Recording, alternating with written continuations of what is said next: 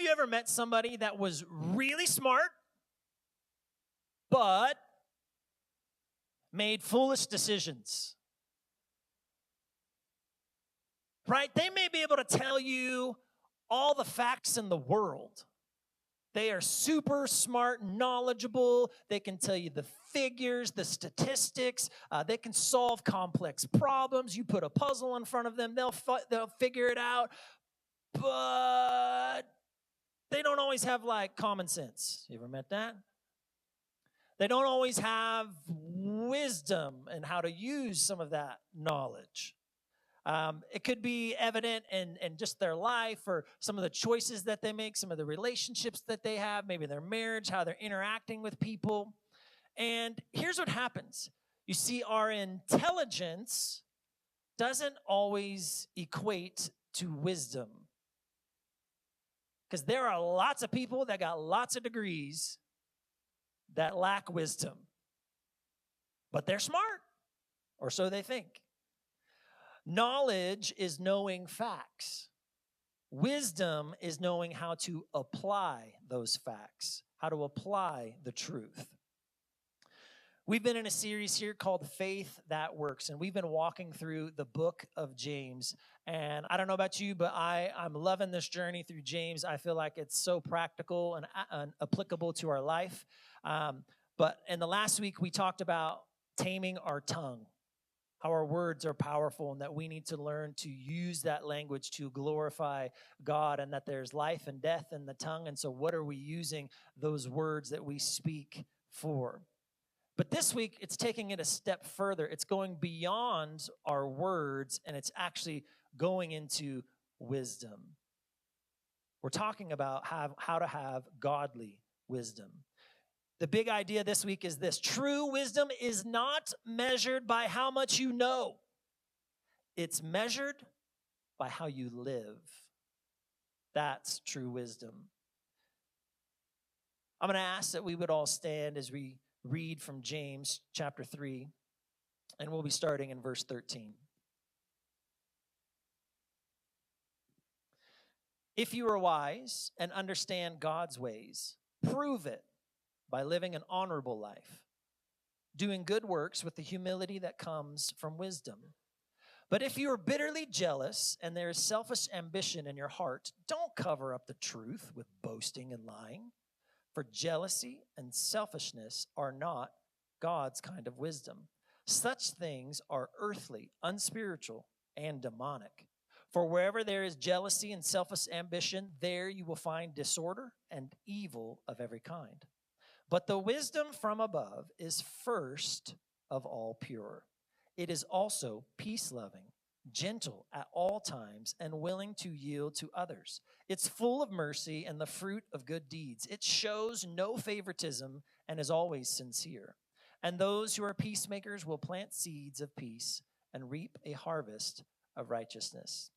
God, we thank you for your words to us today. May you speak to us, Lord. May you teach us, God, how to be wise. In Jesus' name, amen. Godly wisdom is demonstrated, not declared.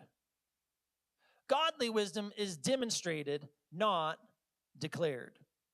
Have you ever met somebody who just they just want to make it known how amazing they are?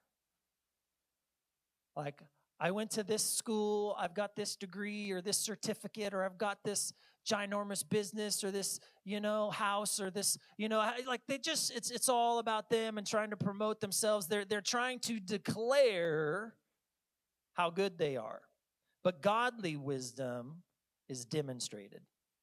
Verse 13, it says, if you are wise and understand God's ways, prove it by living an honorable life, doing good works with the humility that comes from wisdom. That word wise, in the Bible, it refers to a teacher, it refers to a rabbi, it refers to a scribe. Now, remember last week in the first verses that we read, it talked about James was giving us a caution that, hey, none of you should really want to be the teacher or the preacher or the rabbi, whatever it may be, because you are going to be held to a higher standard when you come to meet the Lord someday. because you will be held for every word that you have said, every word that you have talked about.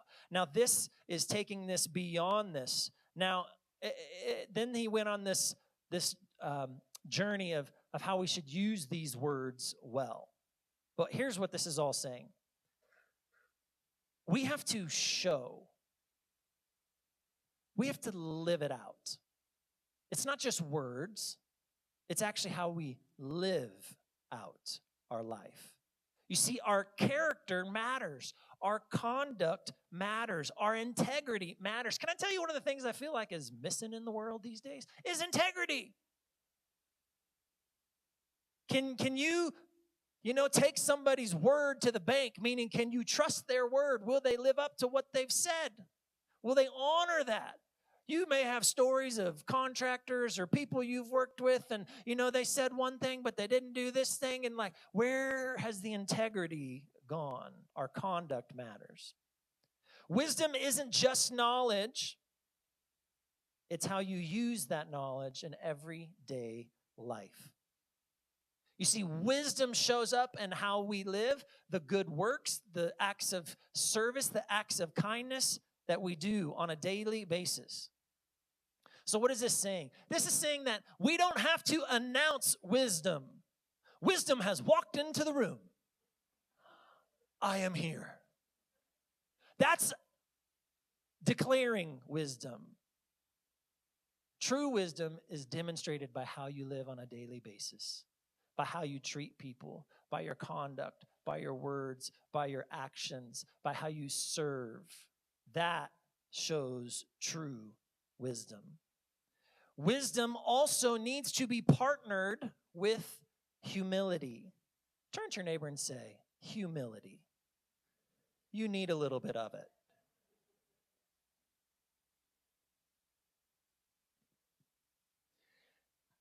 The world says that we should live with confidence, with assertiveness, with dominance.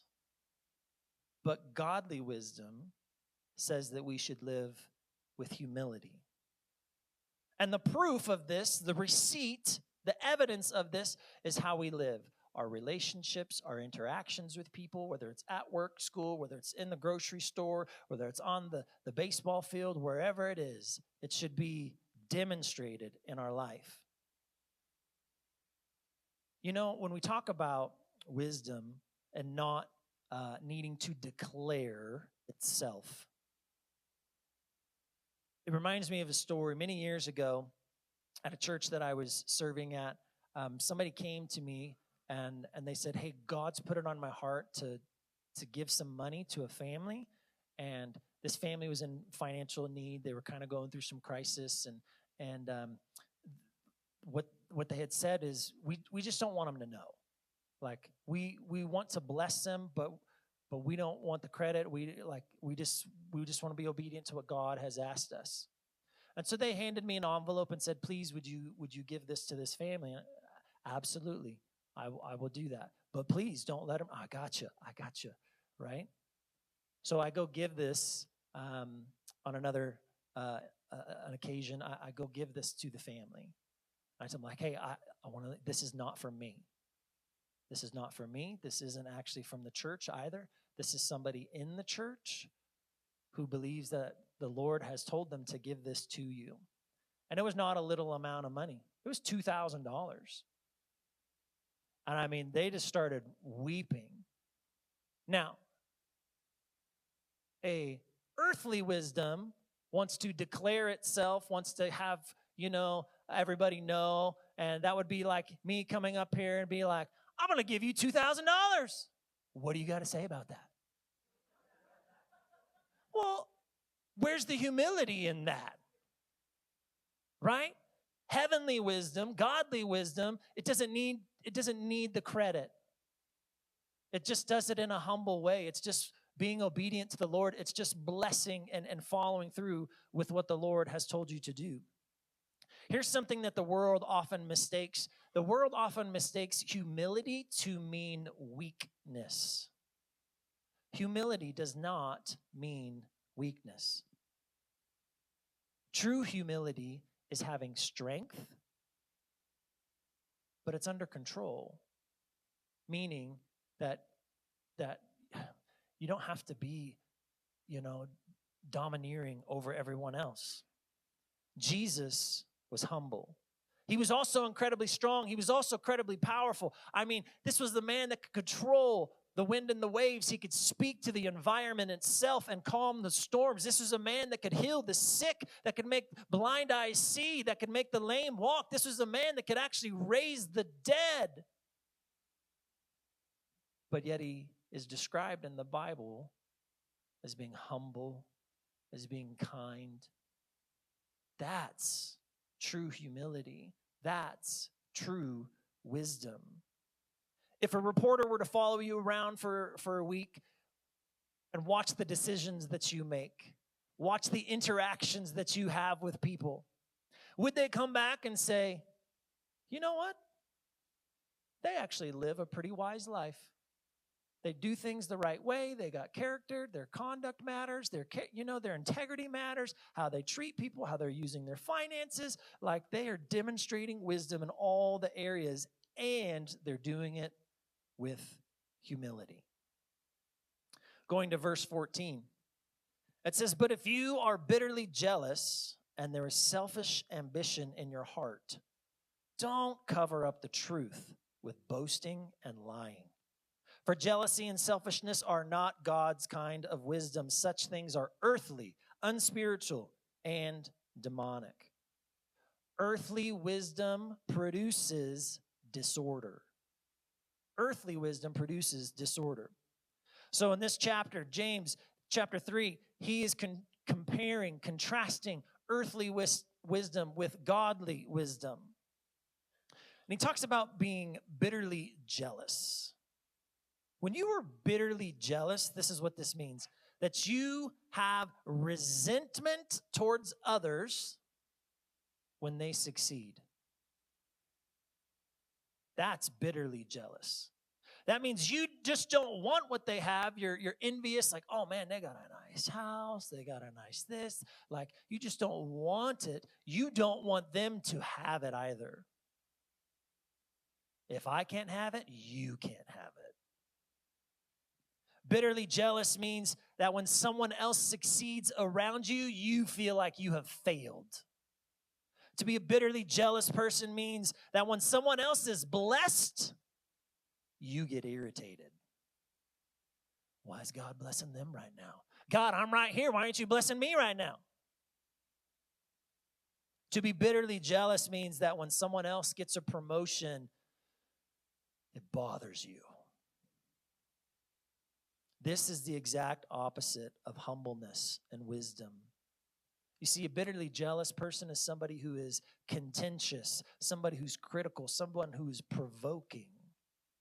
It goes on to talk about earthly wisdom and how that is partnered with selfish ambition.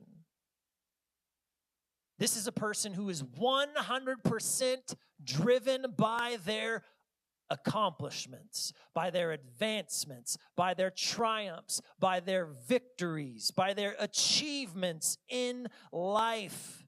How big my influence is, how big my house is, how fancy my car is, how big my company is. It's just everything in them is all about them. Now, notice in this verse here, it's talking about to not actually cover up the truth, because here's what happens a lot of times in life. We like to cover up our issues. We want to cover up our problems. And this is what it says: don't cover up the truth with boasting and lying. People try to hide the truth with boasting and lying. People try to come across a certain way, but in reality, they're hiding the truth. This happens with our spiritual health all the time. People come to church and, hey, I went to church today, I brought my Bible, I did this and that, and they want to look a certain way, like I still go to church, but their life and everything else about them is saying, I'm not really spiritually healthy. Now, I understand. We're not perfect. I understand. We're all on a journey. And depending if you're new in the journey or if you're old in the journey, I get it. There's all kinds of variables that come to play in that. But are we trying to cover up the truth by putting falsehoods on. Stop pretending to be wise. Stop disguising yourself.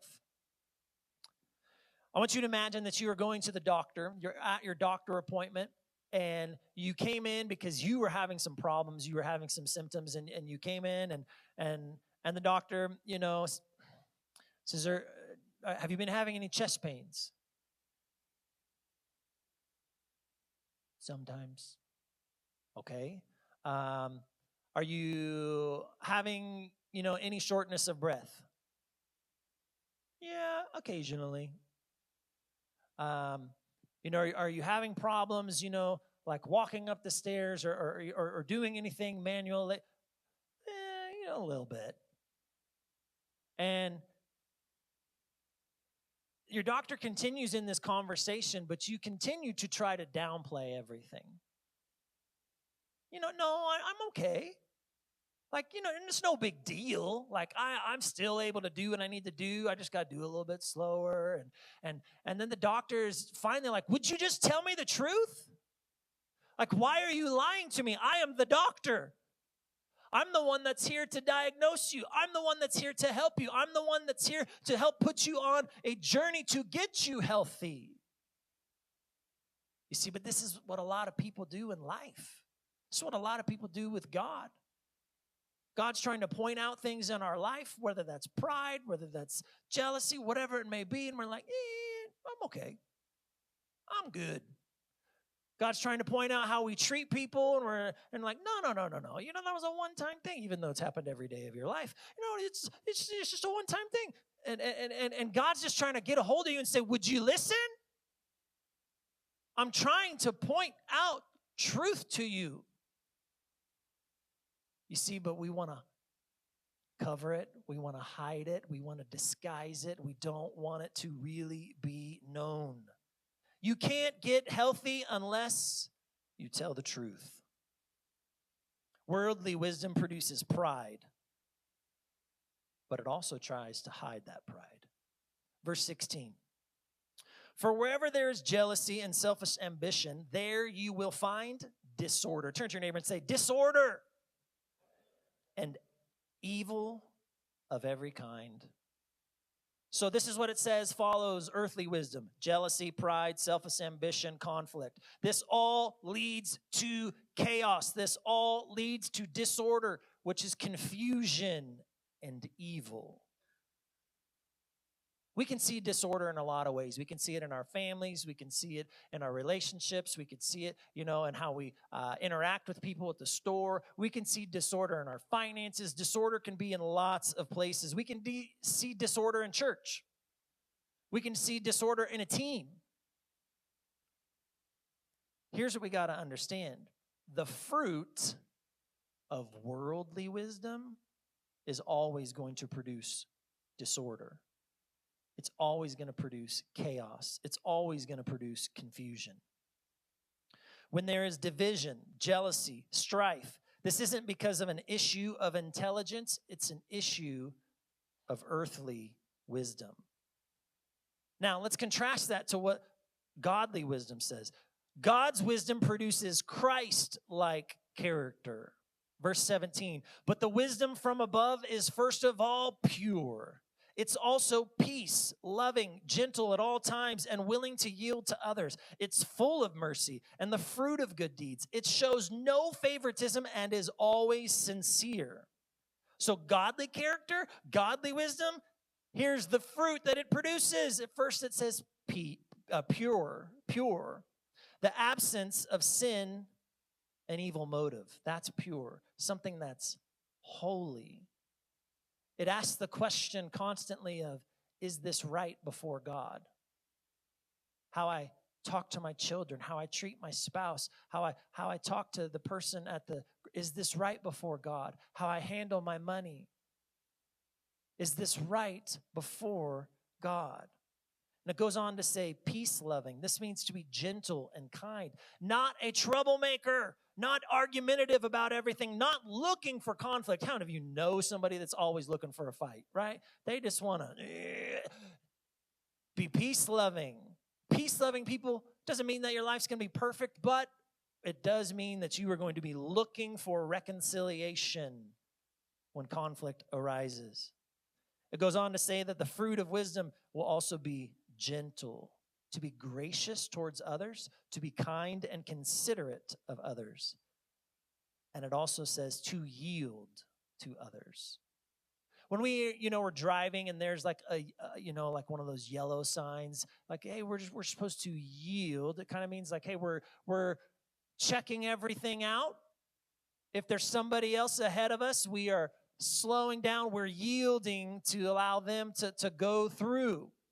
To yield means to not be stubborn, to not be obstinate, to not be stiff and unbending. That's what it means to yield. It means to know when to listen. It means to be teachable. You see, wise people can listen because they're always wanting to get to the truth. Foolish people already know everything. You can't tell me anything I don't know. I already know that. It also says a fruit of wisdom is to be full of mercy. This means being willing to extend grace even when it's not deserved. Knowing when to judge someone and when not to judge someone, but also when to extend mercy.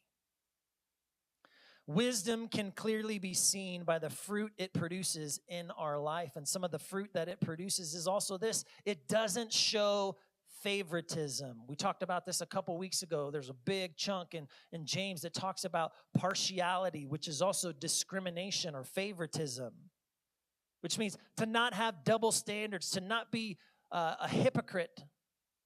Now, if you have a watch on, would you just raise your wrist real quick? Okay. Now, if you had a watch on, I want you just to kind of look at your arm, and I want you to imagine that you had a Rolex, okay? Maybe you do, and if you do, awesome for you, all right? Okay? Now, you got this Rolex, and it's beautiful, it's amazing, it's top of the line, it is quality, it is expensive. But how many of you know that there are imposters out there? There are things that are called Folex. It looks like a Rolex, but it's imperfect. There's some quality issues. But it sort of looks like a Rolex from a distance. But the closer you get, you see the imperfections. You see that the quality is lacking. You see that the excellence is lacking. And it's way less expensive. You see, but what happens in life a lot of times is that we're trying to pretend that we're something that we're not. One of the other fruits that it talks about is always being sincere, which means to be genuine, to be true, to be authentic. See, authentic wisdom versus earthly wisdom. Earthly wisdom is counterfeit. It may look like from a distance that it's wise. It may look like from a distance that, hey, it looks pretty good. But the closer you get to it, you see that this is just an imposter. This is just, it's counterfeit. It's not the real deal. You see, we need to let go of earthly wisdom and we need to look towards godly wisdom. So what does this look like in our own life? There are people that some ways, or sometimes, right, in their public life, they look a certain way, come across a certain way. They want people to see them, think this or that about them. But then in their private life, those who are actually closest to them, they know that public life is just a lie. You see, we see this all the time, and with celebrities or people of high influence, their public image can look a certain way, but their private life, they're falling apart. They've got, I can't think of the word right now, but there's like public relations people in their life that are trying to craft this image of them, how the world sees them. You know, they do these interviews or they've got these photos, they got this and that, and they're trying to create an image of somebody, but their private life, they're falling apart. You see, godly wisdom means that we live the same way that we do in public as we do in private. So wherever we're at, we're the same person. Godly wisdom also creates a harvest of righteousness. Verse 18, and those who are peacemakers will plant seeds of peace and reap a harvest of righteousness. The seed that you plant in the ground determines the kind of fruit that you will harvest. So what seeds are you planting? What seeds are you planting with your children? What seeds are you planting with your friends? What seeds are you planted in your business? What seeds are you planted in your marriage? What seeds are you planting in life right now? Are you planting peace? Or are you planting other things? Hostility, anger, bitterness. What are you planting? Because what you plant determines the kind of fruit that you will harvest. Now, if you like having peace in your life, just raise your hand. So now I want you to turn to the person next to you and say, why is it so hard to have peace?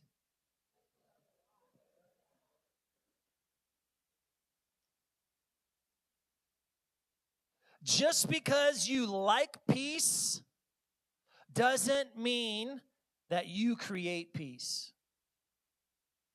I think we would all say that we like peace, but it doesn't mean that we all create it in our life. Some of us, we got a slant to us. There's an edge to us that does not create peaceful environments for others. You see, peacemakers create peace. How? By planting those seeds of peace. And as they continue to plant those seeds of peace in all areas of their life, that is going to produce a harvest of peace. Now, how many of you, when you were a child and you were sick, mom or dad would put a thermometer in your mouth, right? One of those long ones, right? And it goes up to 100, 105, whatever it may be, and they're trying to see if you have a temperature, right? It's measuring what your internal temperature is. The difference between a thermometer and a thermostat. A thermostat controls the temperature in the room. A thermometer only tells us what is actually happening right now. So you see, if we want to have peace in our lives, we need to not be thermostats. Some of us are pretty good thermometers. We're pretty good at being a thermometer, right? And you may say it like this: there's a good vibe in the room. Or for you younger ones in the room, there's a good aura in this place. That's not a word I'm behind yet, okay? Someone else said it. Energy. There's a good energy in this room, right? It doesn't mean that you've created it. It doesn't mean that you are part of that. It just means that you are pretty good at understanding, hey, is there hostility? Is this good? Like, some of us are pretty good at like understanding when there's tension between people in the room. Like, ooh, I'm just going to walk this way. I'm just going to avoid you, right? And hope it gets better. A thermostat says, you know what?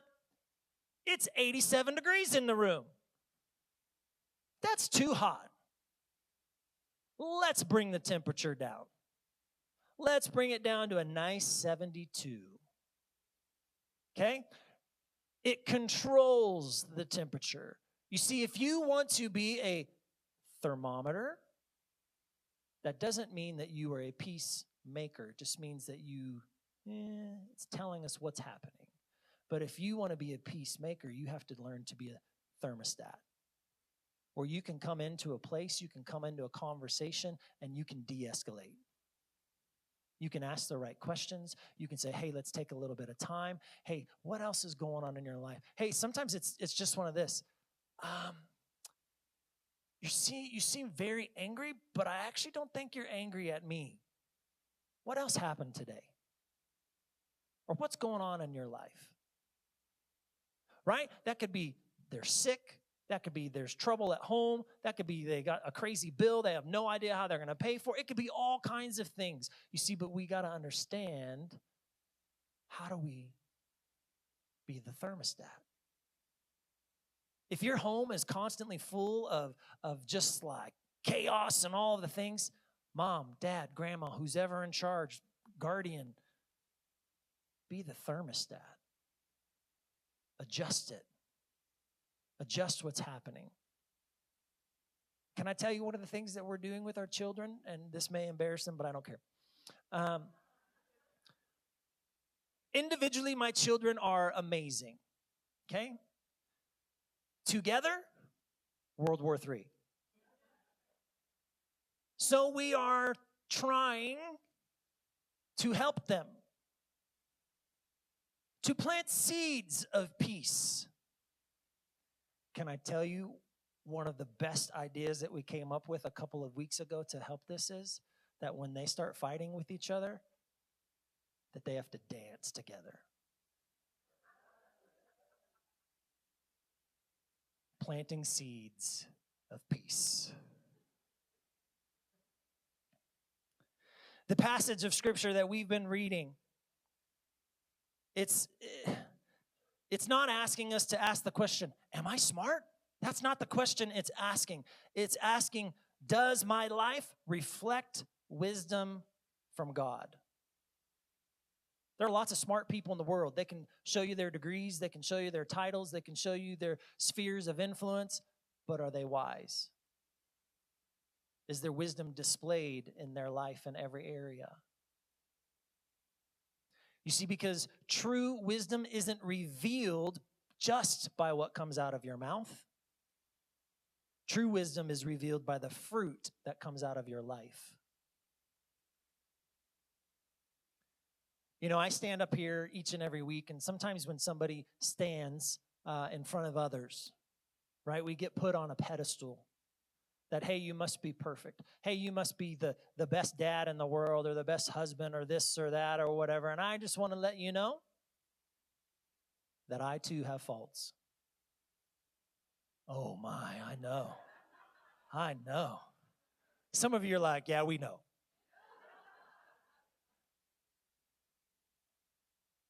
But I don't stand up here saying, hey, I've got it all figured out and that my life is perfect. There's times in my life where I've acted in an unwise manner, where maybe I let my emotions take control of me. There's times I've interacted with my family where it's like, oh, and regret what happened. But you see, the difference is being able to go back, try to apologize, try to make it right, try to make it better. You see, God's not asking for us to be perfect, but he's asking us to be in process, always trying to get better. Can I tell you, as a pastor, I've made a lot of mistakes in my life. I've been a pastor for almost 20 years. September will be 20 years for me. I want you to think about 20 years of relationships with people. And think about how messed up you are. I'm just kidding. Think about all the drama. Think about all the opinions. Think about all the ideas, all of the things in a 20-year time frame. People have come to me for advice about things. People have come to me to complain about things. And I will be honest with you, I have probably not always had the best of wisdom. But I am also somebody that can admit, like, oh, I didn't get that one right. Sometimes we don't understand that till later on down the road. Like, ooh, I didn't handle that. As I've been preparing this week, looking at this, just going, man, I still got room to grow in this. I tell you that today just because of this. We all have room to grow. Whether you are 10 years old, whether you're 80 years old, whether you're 1 year old in your faith, whether you are 50 years old in your faith with Christ, there's still room for us to grow. We need to show godly wisdom in the areas of our life. And it doesn't mean that you're always going to get it right. But it does mean that, hey, when we realize when we've done something wrong, hey, let's try to fix that. Let's try to get better. Let's try to represent God better. The humblest person to ever live was Jesus. Again, if you had all the power ever created, and people were constantly trying to tear you down, people were trying to tell lies about you. I want you to think about this for a second. Because if we had that kind of power and somebody messed with us, or messed with our family, or messed with our kids, we'd be like, I'm going to squish you like a bug. But Jesus, being humble, being wise, he could see that the true issue was sin. And so he looked beyond just those interactions with people, even their hate, their disgust of him.